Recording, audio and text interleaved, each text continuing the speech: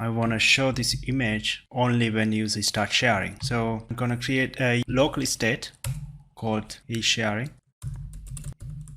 So by default it's false. I need to import user state, and now what I can do from here, I can check the image if user is sharing. I can do like this and move everything inside. We get this error because our component is a server component by default. We need to change it to client component. Just add use client on top of your file and this will change to a client component. Yes, now you can see the start sharing button.